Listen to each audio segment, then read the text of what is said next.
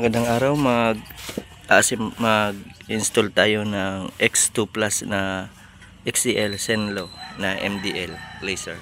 Yan. May sabay na siyang harness.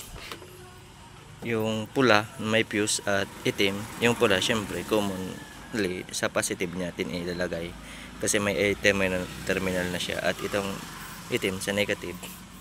At bali tatlo ang balas niya. Itong isang balas papunta na ito sa isa dito sa ilaw mismo, at yung isa papunta naman doon sa isang ilaw. Na-install na natin pala dito sa kanyang bracket.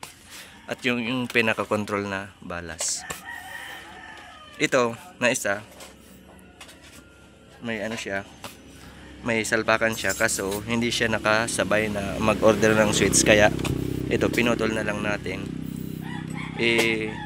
Ko-convert na lang natin dun sa dating nakalagay na switch dito.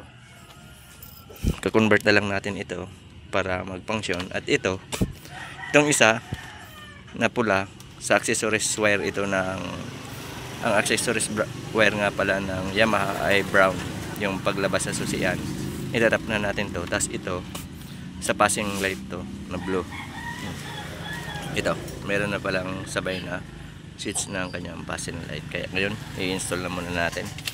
Bago yan, madali lang naman ang pagkabit nito sa mga ilaw, kasi sundin lang yung mga salpakan, yung mga socket, kasi may mga coding yan, tigkabilaan, may mga coding ito.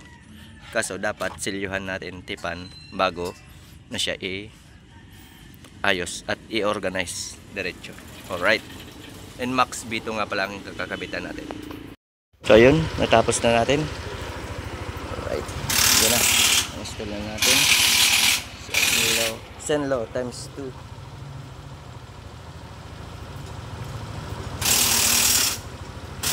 On, lakas, off, so yun. Tapos double click sa switch, yung parang flash, ano niya, flashing, passing, yan, nag-blink, off. Tapos pinutin natin yung kanyang itong linagay nating pass light, yellow yan. Okay na.